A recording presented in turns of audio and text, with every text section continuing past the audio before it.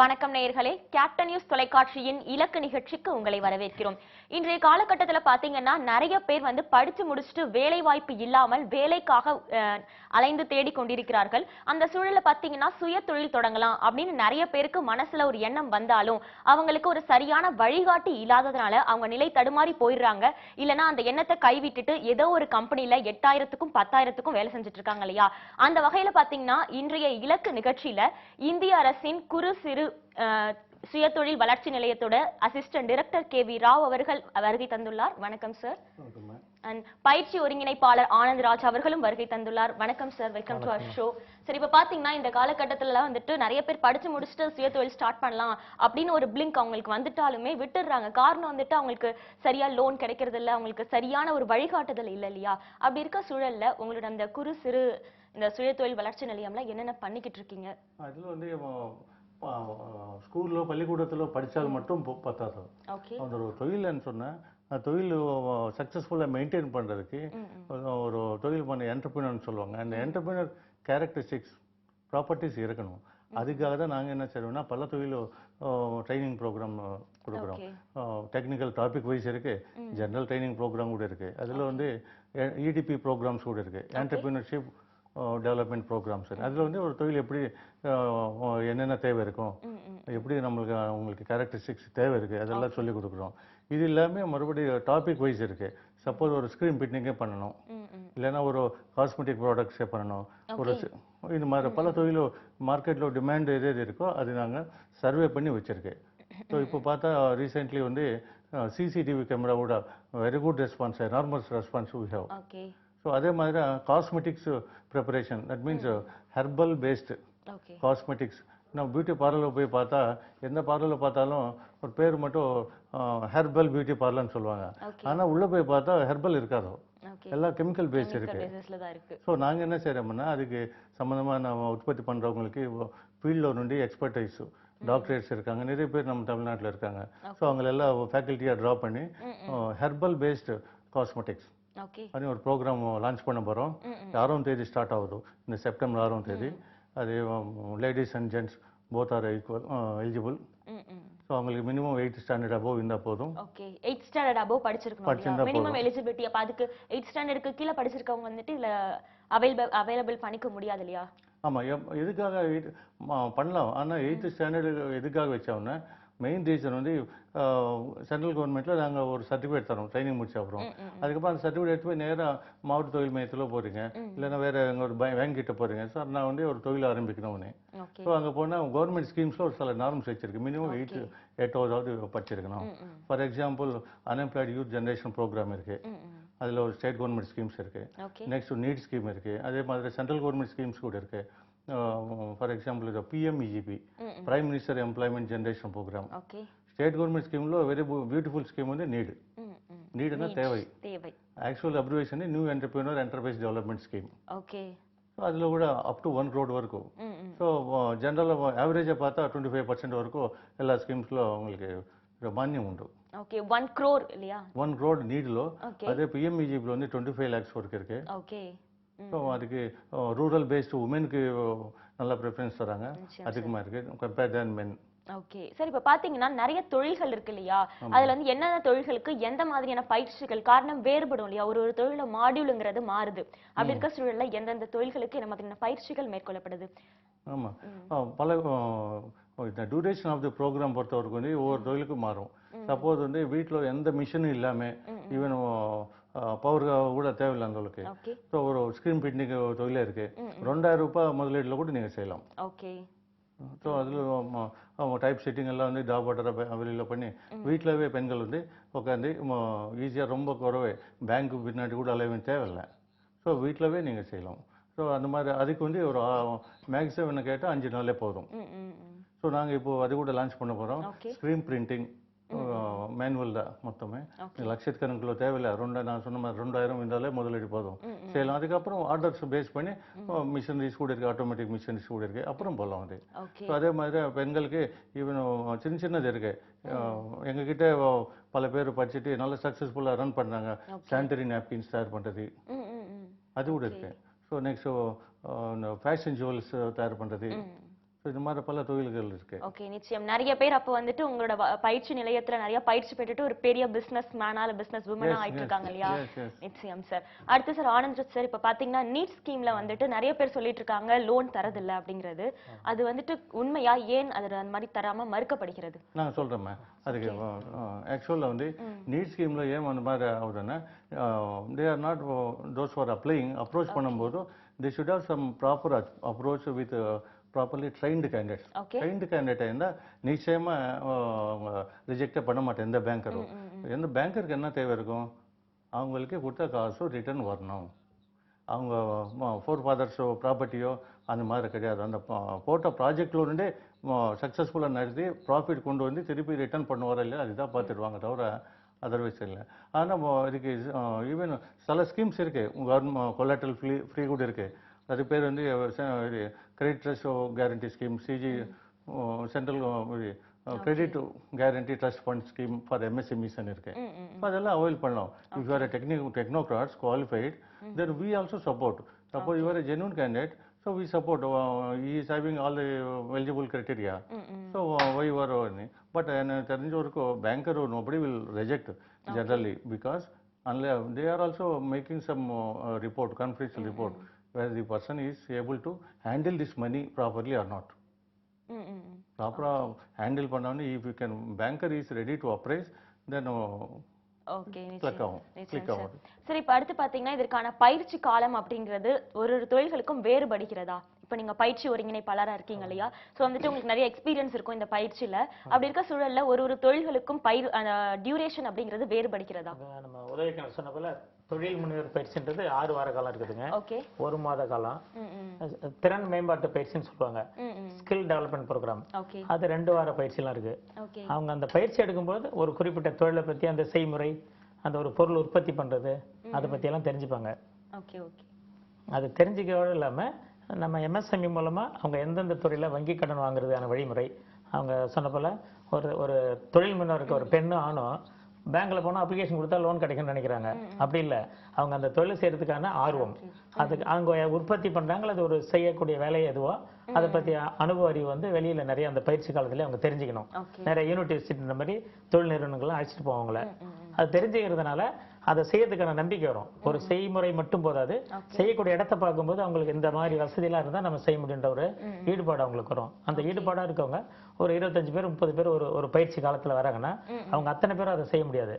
அவங்களோட சூழல், அவங்க எந்த மாவட்டம் எந்த வட்டாரமோ அங்க உள்ள செய்திகள், அவங்க செய்யக்கூடிய தொழிலை பத்தி அனுபவத்தை, அதை எத்தனை பேர் செய்யறாங்கன்ற விஷயங்களை அவங்க தெரிஞ்சுக்கிறாங்க. அப்படி தெரிஞ்சுட்டு அவங்க ஆர்வமா செய்யும் பொழுது தொடர்ந்து அதை செய்ய முடியும். அடுத்து அதை காலத்துக்கு செய்யக்கூடியவங்களா இருக்கணும், நடுவில் விட்டுறக்கூடாது, விடாமுயற்சி, கொஞ்சம் சகிப்புத்தன்மை, இதெல்லாம் இருந்தா அது ஆணோ பெண்ணோ ஆரம்பிச்ச தொழில நிரந்தரமா செய்ய முடியும். அது அந்த காலத்துக்குரிய மாதிரி அவங்க அந்த தொழிலுக்குரிய விஷயங்கள் எல்லாம் மாற்றம் பண்ணிக்கணும், மேம்படுத்திக்கணும். ஒரே டெக்னாலஜி போதுமானதா இருக்காது. புது விஷயங்களை தெரிஞ்சுக்கணும்.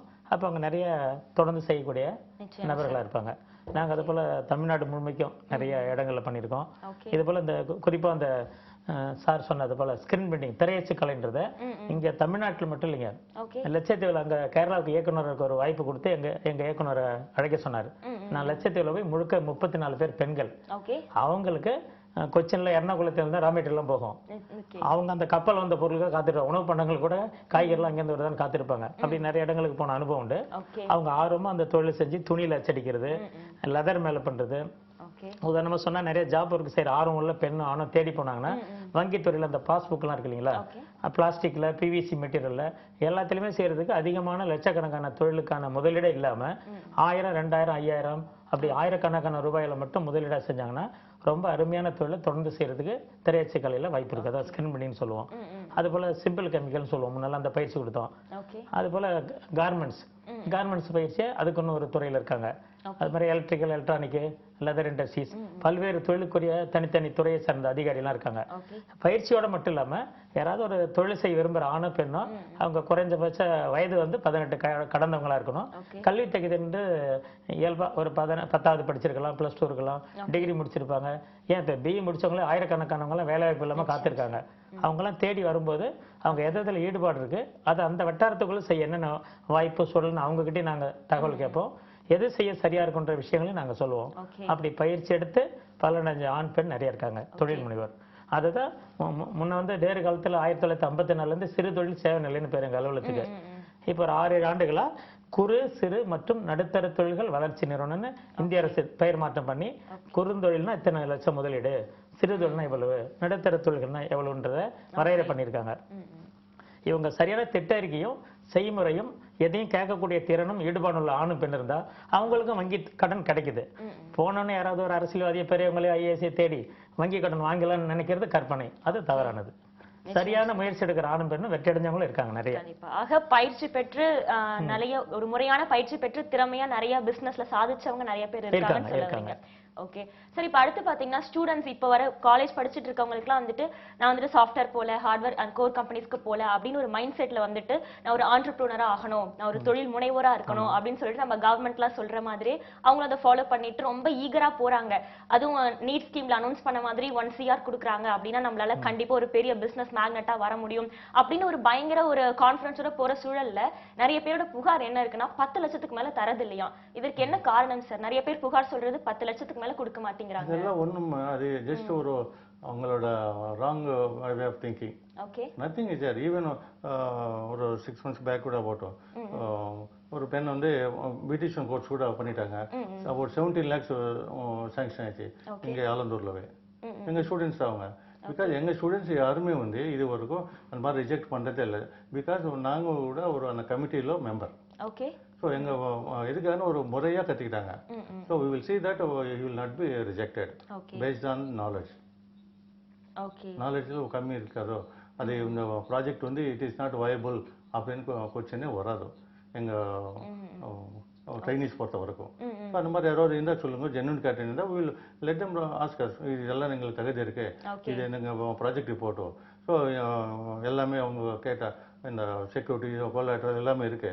ஸோ ஆனால் கூட தரமாட்டான்னு சொன்னால் பர்டிகுலர் ஸ்பெசிஃபிக் கேஸ்னா எங்க டைரக்டருக்கு லெட்டர் எழுதணும், டீட்டெயில் கொடுத்தா தென் we will make it to follow up action. எதுக்காக கொடுக்கலன்னு we will study. நிச்சயம் சார். அப்போ வந்து பேங்கர்ஸ் எதிர்பார்க்கறது என்னன்னா நம்ம கொடுத்த காசு மறுபடியும் வருதா அப்படிங்கிற ஒரு கேப்பபிலிட்டியை செக் பண்றாங்கன்னு சொல்லுவாங்க. ஓகே. Otherwise வந்து anybody can come and avail without any having knowledge. So அதனால தான் என்ன ஆகுதுன்னு சிக் ஆகுது. ஒரு நம்ம வீட்டு விட்டு வெளியில வந்த உடனே நம்ம பேரண்ட்ஸ் என்ன தருவாங்க, ஸோ நான் காலேஜுக்கு 10 கிலோமீட்டர் இருக்கு, எவ்வளோ அமௌண்ட்டோ இன்னைக்கு பஸ் ஃபேர் 10 ரூபாய். ஸோ உங்களுக்கு 1000 ரூபாய் நோட்டு கொடுத்தா என்ன ஆகும்? அவங்களுக்கு தெரியாது அந்த பணம். அதே மாதிரி இந்த பேங்க்கு கூட ஆஸ் ஏ ஃபாதரா நம்ம நினைச்சிட்டு ஒரு குடும்பம் நினைச்சிட்டு ஓகே அந்த இந்த பையனுக்கு வந்து கரெக்டா ஒரு 1000 ரூபாய் கொடுத்தா ஒழுங்கா போய் கரெக்டா வேலை முடிச்சிட்டு வராரா இல்லைன்னா வேற ஏதாவது அமௌண்ட் டைவர்ட் பண்றாரான்னு கேபிட்டல் இன்வெஸ்ட்மென்ட்க்கு இவ்வளவு தேவையா அப்படிங்கறத அவங்க சிந்திக்கிறாங்க இல்லையா. அதே எங்க என்டர்பிரினர்ஷிப் டெவலப்மெண்ட் ப்ரோக்ராம்ல பல ஃபர்ஸ்ட் ஒரு கேள்வி கேட்கிறோம் இடிபி ட்ரைனிஸ்க்கெல்லாம். ஸோ கடன் எத்தனை பேருக்கு வேணும் கை தூக்குங்கன்னு கேட்குறோம். ரெண்டாவது வந்து லோன் எத்தனை பேருக்கு வேணும்னு கேட்குறோம். ஸோ என்ன சொல்லுவாங்க, லோன் வேண்டாம் கடன் தான் வேணும் சொல்லுவாங்க. லோன்னா மைண்ட்ல ஒரு மைண்ட் செட் ஆயிடுச்சு. லோன் மீன்ஸ் ரிட்டர்ன் பண்ணணும், இது ரீபே பண்ணணும், கடன்னா கொடுக்கவே தேவையில்லைன்னு. ஸோ அங்கேயே வந்து ஃபில்டர் ஆகிடும்.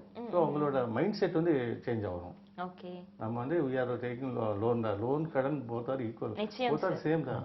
பொதுவாக வங்கி கடன்றது அது அரசாங்கத்தோட பணம் மக்களுக்குரியது, அதை நம்ம முறையா பயன்படுத்தணும். திருப்பி அந்த பணத்தை செலுத்துன்ற எண்ணம் உள்ளவங்க விடாம அவங்களுடைய முயற்சியோட போய் வாங்கிடுவாங்க. ஆண்டர்பிரினர்ங்கிறது நிச்சயம் ஒரு வளர்க்க வேண்டிய ஒரு விஷயமே சொல்லலாம். ஒரு நேர இணைப்புல இருக்காங்க, பேசிடலாம். வணக்கம், சொல்லுங்க உங்க பெயர் என்ன? சொல்லுங்க கலா, எங்க இருந்து பேசுறீங்க? ஓகே, உங்களோட சந்தேகங்கள் மற்றும் கேள்விகளை சார் இருக்கிறாங்க, பேசலாம். சந்தேகம் என் பொண்ணு பிஇ படிச்சிருக்கா. ஓகே. ஆனா அவளுக்கு வந்து பிசினஸ் பண்ணணும்ன்ற ஒரு இதா, அப்போ வந்து ஹார்ட்வேர் சின்ன ஒரு கடை வச்சிருக்காரு. ஓகே, நிச்சயம் கலா, உங்களோட கேள்விக்கு நிச்சயம் விடை கிடைக்கும். நீங்க டிவி வால்யூமை ரெடியூஸ் பண்ணிக்கிட்டீங்கன்னா ஒரு தெளிவான விடையை நீங்க பெறலாம். இல்ல நான் டிவிலே பாத்துக்கிட்டுமா? டிவி வால்யூமை ரெடியூஸ் பண்ணிக்கிட்டு நீங்க சார் கிட்ட क्वेश्चन கேட்டா உங்களுக்கு தெளிவா புரியும். ஓகே ஓகே ஓகே ஓகே, சொல்லுங்க. தொடர்ந்து பேசுங்கம்மா. Okay okay. ஹலோ சார், என் பொண்ணு பிஇ படிச்சிருக்கா. ஓகே. அவ வந்து பிசினஸ் பண்ணணும்னு தான் ஆசைப்படுறான். அப்பா ஒரு கடை வச்சிருக்காரு. அதையே நான் கொஞ்சம் பெருசு பண்ணி செய்யலாமாங்கிற ஒரு இது இருக்கு. அதுக்கெல்லாம் நீங்க லோன் கொடுப்பீங்களா? லோன் சொல்ல வந்தால் ஒரே ஒரு கேள்விமா, நீங்கள் எந்த ப்ராடக்ட்டுக்காக உங்களோட எஃபர்ட்ஸ் என்ன, மார்க்கெட் உங்களுக்கு எந்த ப்ராடக்ட்டு மேலே கொஞ்சம் உங்கள் பேஸ்டான ஒரு ஃபேமிலி பேக்ரவுண்ட். ஸோ நீங்கள் ஃபஸ்ட்டு ஜென்ரேஷன் என்டர்பிரினராக முதல் தடவையாக நீங்கள் வியாபாரம் பண்ணீங்களா, இல்லைன்னா ஆல்ரெடி வியாபாரம் உங்கள் அப்பா வந்து பண்ணிட்டே இருக்காங்க, அது ரிலேட்டடாக பண்ணணுமா, அது முடிவு பண்ணணும்.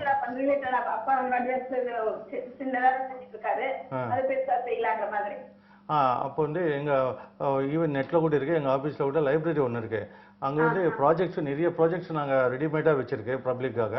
ஸோ அதில் வந்து கேட்டகரி வைஸ் இருக்குமே, அது electrical, electronics, textile related and chemical, glass and ceramic, அந்த மாதிரி பல தொழில் பற்றி ஒரு லிஸ்ட் அவுட் பண்ணி வச்சுருக்கு. ஈவன் வெப்சைட்டில் கூட இருக்குது, நீங்கள் நேரில் வந்தால் கூட காப்பி தருவாங்க. ஆஃபீஸ் வந்து கத்திப்பாரா ஃப்ளைஓவருக்கு இறங்குறதுலவே State Bank of India Guindy. ஆமாம், ஸ்டேட் பேங்க் ஆஃப் இந்தியாவுக்கு கத்திப்பாரா ஃப்ளைஓவருக்கு நடுவில் இருக்குது தான் எங்கள் ஆஃபீஸு, மெயின் ரோட்டில், ஜிஎஸ்டி ரோடு.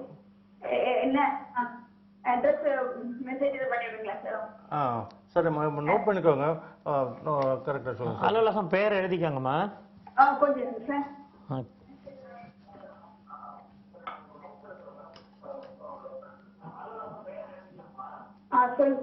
குறு சிறு மற்றும் நடுத்தர தொழில்கள் வளர்ச்சி நிலையம்.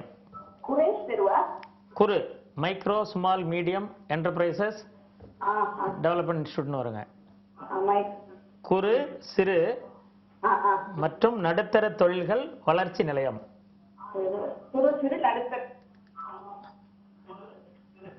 English MSME, MSME development institute.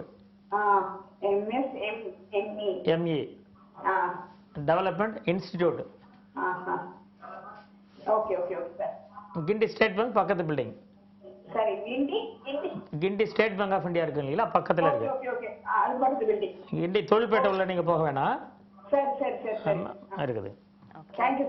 Okay, அழைப்பிற்கு நன்றி கலா. கல்லூரி பருவத்திலேயே உங்க பெண் குழந்தை வந்து ஒரு பிசினஸ் மேக்னெட்டா ஆகணும் அப்படின்னு நினைக்கிற ஒரு ஆர்வத்தை நிச்சயம் வந்துட்டு நம்ம ஊக்குவிக்கணும்னே சொல்லலாம்.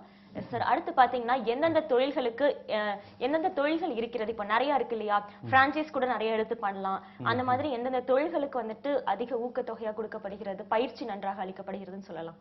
நாங்கள் வந்து என்ன செய்யறோம்னா, டிஸ்ட்ரிக்ட் வைஸ் ஒரு டிவிஷன் இருக்கு, economic investigation. What they are doing is district industrial potential survey reports இருக்கு.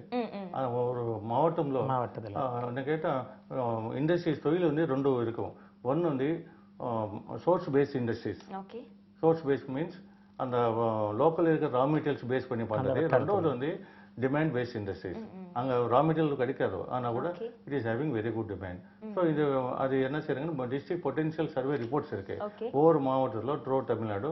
ஸோ என்னென்ன மூலப்பொருள் கிடைக்கும், என்னென்ன டிமாண்ட் இருக்கு, அது பேஸ் பண்ணி லிஸ்ட் அவுட் பண்ணி வச்சிருக்காங்க. ஸோ அது வந்து நீங்கள் you can go through that list. So அதில் வந்து உங்களோட டேஸ்ட் படி உங்களோட பேக்ரவுண்ட் அண்ட் உங்களோட சக்ஸஸ்ஃபுல்லாக எது நீங்கள் நடத்த முடியும், ஒரு 5-6 தொழில் செலக்ட் பண்ணுங்க. செலக்ட் பண்ணிட்டு அதுக்கப்புறம் எங்கள் ஆஃபீஸ்க்கு வந்து ட்ரேட் வைஸ் இன்ஜினியர்ஸ் இருக்காங்க. இப்போ assistant director chemical, assistant director mechanical, assistant deputy director mechanical, அந்த மாதிரி இருக்காங்க. அவங்க அந்த சப்ஜெக்ட் ஃபால்ஸ் அண்டர் ஒரு ஜுரிடிக்ஷன்னா தே வில் கைட் யூ. அதில் என்ன டெக்னாலஜி பேக்ரவுண்ட் இருக்கு, டிராபேக்ஸ் ஏதாவது இருக்கா, அது எல்லாமே டிஸ்கஸ் பண்ணலாம். மூலப்பொருள் எங்கே கிடைக்கும், மிஷின் எங்கே கிடைக்கும், எல்லா அட்ரஸும் நாங்கள் கைட் பண்ணுறோம். அது மாடல் ப்ராஜெக்ட் ப்ரொஃபைல்ஸ் கூட லைப்ரரியில் வச்சிருக்கேன். So anybody can have. Okay sir, again I'm coming back to my question. என்னன்னா பாத்தீங்கன்னா, நீட்ல வந்துட்டு நீங்க சொல்லியாச்சு இல்லையா, அஷூரன்ஸ் கொடுத்தாச்சு, கண்டிப்பா யாருக்குமே இதுவரை வந்து மறுக்கப்படவில்லைன்னு. அப்படி இருக்க சூழல்ல மறுக்கப்பட்டிருக்காங்க, மறைமுகமாக எங்கேயோ மறுக்கப்பட்டிருக்காங்கன்னா அவங்க எங்க வந்து புகார் அளிக்கலாம், இல்ல மேல்முறையீடு செய்யலாம்? அது ஆக்சுவலி பார்த்தா நிச்சயம் சார், இத பத்தி தொடர்ந்து பேசலாம். ஒரு நேயர் இணைப்புல இருக்காங்க. வணக்கம், சொல்லுங்க, உங்க பெயர் என்ன? வணக்கம், நான் விவேக் பேசுறேன், வேலூர்ல இருந்து. சொல்லுங்க விவேக், உங்களோட சந்தேகங்கள் மற்றும் கேள்விகளை சார் கிட்ட கேட்கலாம். எனக்கு வந்து இந்த ரினியூவபிள் எனர்ஜி ப்ராஜெக்ட்ஸ் வந்து தமிழ்நாட்டில் இம்ப்ளிமெண்ட் பண்றதுக்கு ஒரு இனிஷியேட்டிவ் இருக்குங்க. Okay, that is like solar energy provision அந்த மாதிரி. ஓகே, அது மைக்ரோ லெவல் இருந்து மேக்ரோ லெவல் வரைக்கும் வந்து ஃபாரின் பார்ட்னர்ஸ் இருக்காங்க. Okay, from Australia, Germany and Japan அந்த மாதிரி. ஸோ அவங்களோட டை அப் போட்டு பண்ணலான்ட்டு இது எப்படி நெக்ஸ்ட் லெவலுக்கு எடுத்துன்னு போகிறதுக்கு ஐ நீட் சம் அட்வைஸ். நீங்கள் ஆல்ரெடி சோலார் பிஸ்னஸில் இருக்கீங்களா? இல்லை sir, entrepreneur. Okay sir, right. எங்கள் ஆஃபீஸில் வந்து one mister Kandasamy assistant director. அவர் என்ன செய்கிறாருன்னா அந்த சோலாரை பொறுத்த வரைக்கும் training program, technical training program 2 வாரம் பயிற்சி பண்ணுறாங்க பல இடத்துல. ஸோ நீங்கள் எங்கள் ஆஃபீஸு நம்பர் நோட் பண்ணி மிஸ்டர் கந்தசாமி அசிஸ்டன்ட் டைரக்டர் அவர் கேட்டால் ఈజ్ எனர்ஜி கன்சர்வேஷனில் is expert specially trained person. அவர் கேட்டால் உங்களுக்கு என்னென்ன டவுட்ஸ் இருக்குது அதில் ஈவன் டெடாலோ கூட யூஸ்ஃபுல்லாக இருக்கும் எங்களோட அந்த சர்டிஃபிகேஷன். ஓகே, அழைப்பிற்கு நன்றி விவேக். சார், இப்போ எனக்கு ஒரு டவுட் என்ன இருக்குன்னா, நீங்க அப்போ குறு சிறு நடுத்தர தொழில்கள் சொல்றீங்க இல்லையா, அப்படி இருக்கிறதுல இதை விட்டு எக்ஸ்ட்ரானரியா போறது என்னென்ன? அதற்கு வந்துட்டு லோன் கிடைக்காதா, இல்ல பயிற்சிகள் உங்க இதுல வந்து இல்லையா? இப்போ குறு சிறு நடுத்தர தொழில்கள்னா எந்தெந்த தொழில்கள் அதன் அடிப்படையின் அதன் கீழ் வருகின்றன?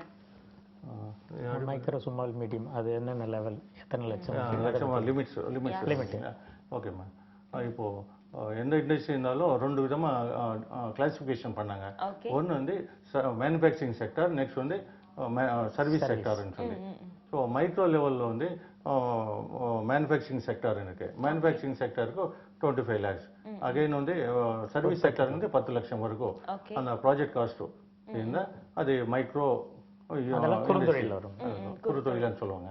அதே மாதிரி சிறு தொழில் இருக்கு.